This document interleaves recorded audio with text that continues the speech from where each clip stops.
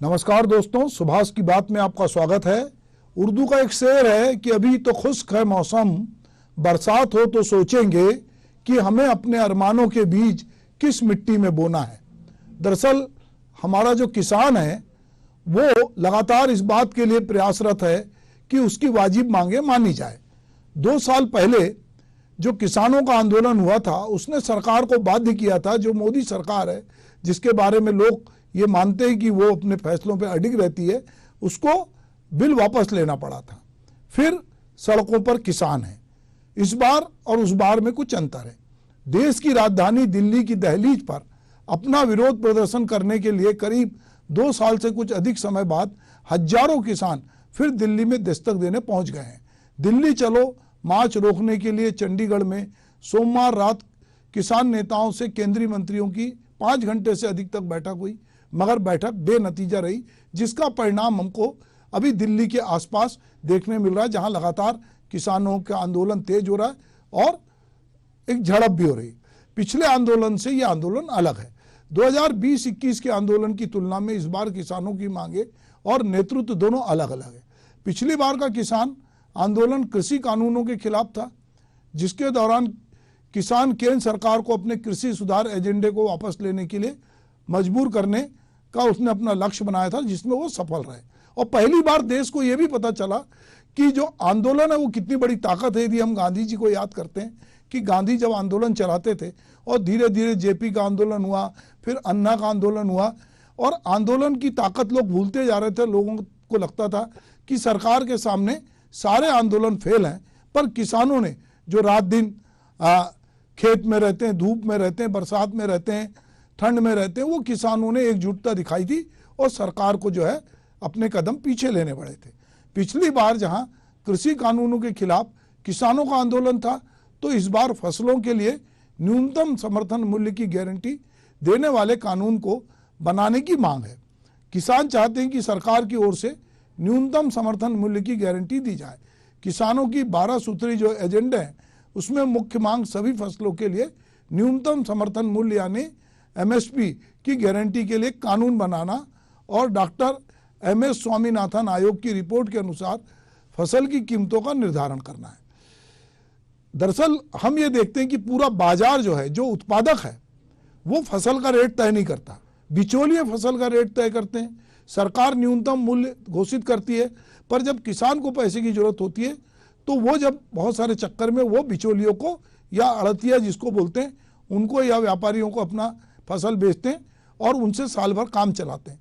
तो वो चाहते हैं कि एक बार न्यूनतम मूल्य घोषित हो जाए ताकि उनकी फसल ये मालूम हो कि यदि उन्होंने अपनी पैदावार के लिए कितना पैसा खर्च किया है, उनको कितना पैसा मिलेगा, उस हिसाब से वो अपनी फसल के बारे में फैसला लेते हैं। इस बार किसान मजदूर मोर्चा यानी कि KMS के बैनर तले 250 से अधिक किसान संघ और 150 यूनियन का एक मंच संयुक्त किसान मोर्चा, जिसको गैर राजनीतिक कहा गया है ना, ये उसने ये आह्वान किया है। यह विरोध प्रदर्शन पंजाब से कोऑर्डिनेट किया जा रहा है। दोनों किसान मोर्चों ने प्रधानमंत्री नरेंद्र मोदी को 2 साल पहले किसानों से किए गए वादों की याद दिलाने के लिए दिसंबर 2023 के अंत में दिल्ली चलो का आह्वान किया था। किसान ट्रैक्टर ट्रेलियों रोकने के लिए किसानों के जो है पहले बार भी ये कोशिश हुई थी, बैरिकेड्स, कीले, भारी पुलिस बल उपकरण तैयार किए गए हैं और किसानों ने पिछली बार भी उसको ठेंगा दिखाया था।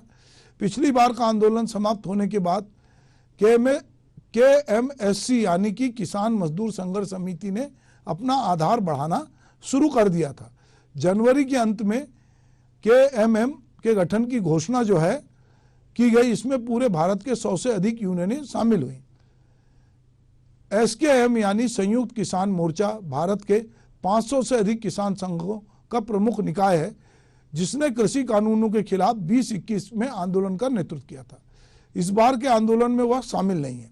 दिल्ली चलो मार्च रोकने के लिए, जैसा कि मैंने कहा कि पहले भी केंद्रीय नेताओं के साथ जो है 5 घंटे बातचीत हुई, पर उसका कोई नतीजा नहीं निकला और हम देख रहे हैं कि इस बेनतीजा बैठक के बाद किसान अलग अलग जगहों से जहां पे बैरिकेड तक पहुंच रहे हैं और वहां पर पिछले किसान आंदोलन जैसा मेला लगना शुरू हो गया है। किसान नेता सरवन सिंह पंडेर ने कहा है कि हमें नहीं लगता कि सरकार हमारी किसी मांग पर गंभीर है और हमारी मांगों को पूरा करना चाहती है। ऐसा समझा जाता है कि बैठक में केंद्र सरकार ने 20-21 के आंदोलन के दौरान किसानों के खिलाफ दर्ज मामले वापस लेने पर सहमति जताई है। किसान नेता फसलों के लिए न्यूनतम समर्थन मूल्य की गारंटी देने वाले कानून को बनाने की मांग पर अड़े हुए हैं।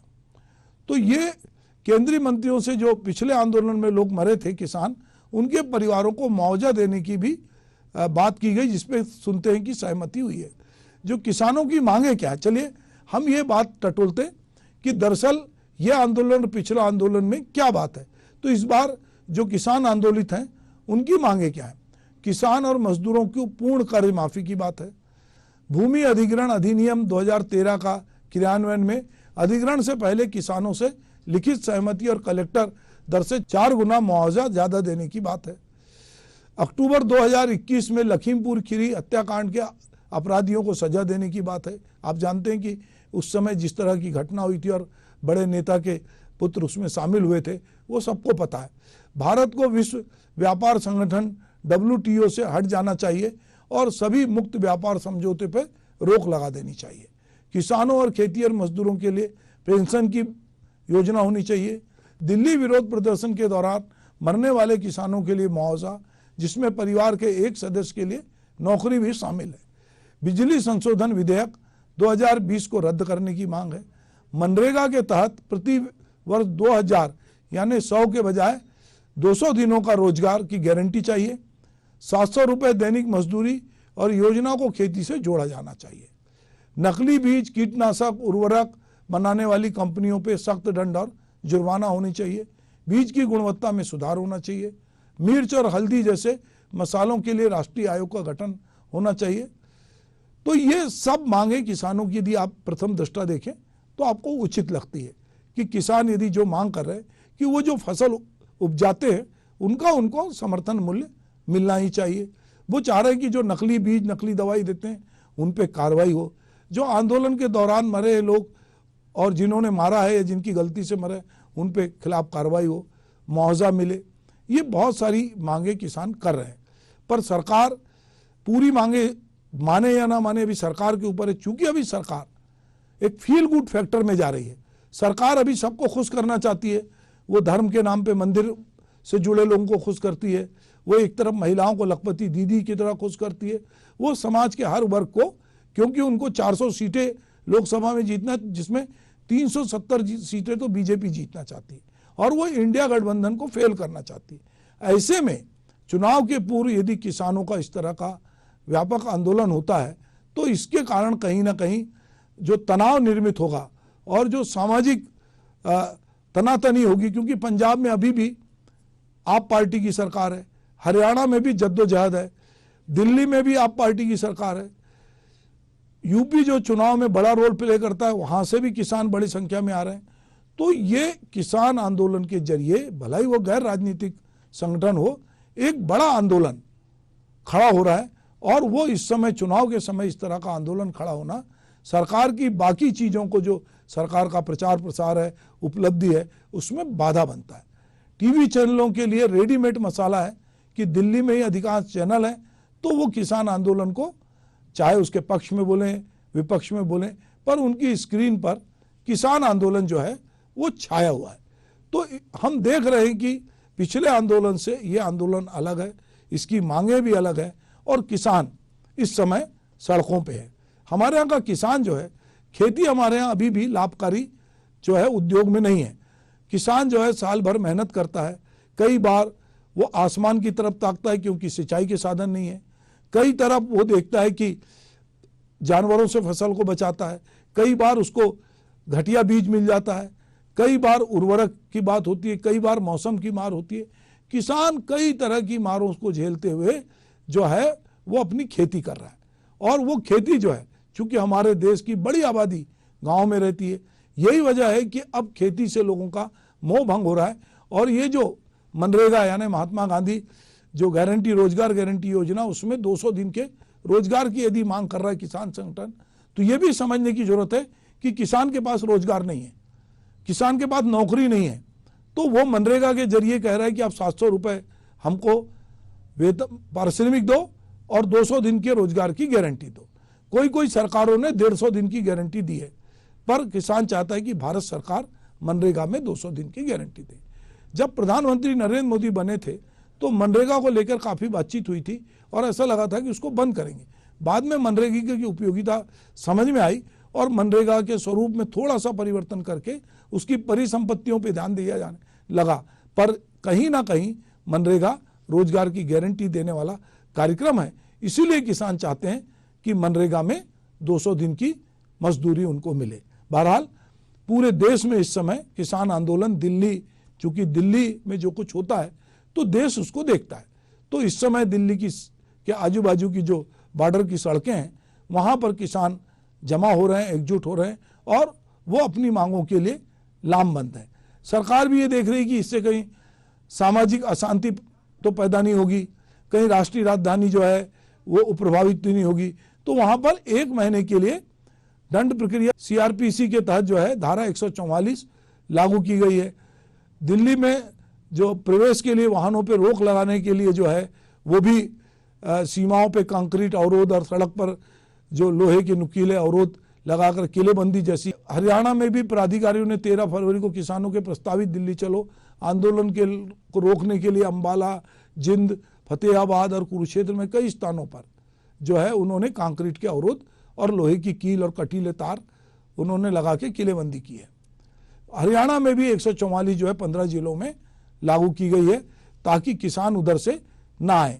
दिल्ली में 5 या 5 से अधिक लोगों को एकत्र होने पर रोक लगाई गई है। किसी प्रकार के प्रदर्शन या ट्रैक्टर ट्राली के साथ मार्च करने पर, निकालने पर भी प्रतिबंध है।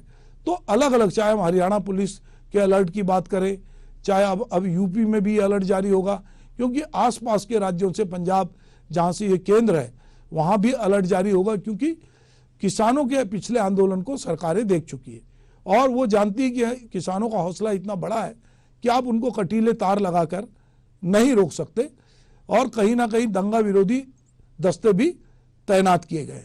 मगर इस बीच में पंजाब हरियाणा उच्च न्यायालय में किसान संगठनों ने जो है एक याचिका दायर की और मोबाइल इंटरनेट सेवाओं पर रोक लगाने के हरियाणा सरकार के जो फैसले के खिलाफ पंजाब और हरियाणा उच्च न्यायालय ने एक याचिका दायर हुई। याचिका में के आधार पर जो है अदालत ने किसानों के विरोध प्रदर्शन के खिलाफ जो ये कहा है कि भाई आप इनको अपने आंदोलन करने का हक है, आप इनके लिए कोई जगह प्रोवाइड कीजिए, क्योंकि हर आदमी को अपनी बात कहने का अधिकार है। याचिका में आरोप लगाया गया है कि सरकार ने मौलिक अधिकारों का जो प्रतिबंध लगाया है उससे मौलिक अधिकारों का हनन होता है। पंजाब हरियाणा हाई कोर्ट की एक अहम टिप्पणी भी आई है। कोर्ट की ओर से कहा गया कि ये लोग भारतीय नागरिक हैं, इन्हें भी देश में आज़ाद घूमने का अधिकार है। राज्य सरकारें ऐसे इलाके चिन्हित करें जहां ये लोग विरोध प्रदर्शन कर सकें।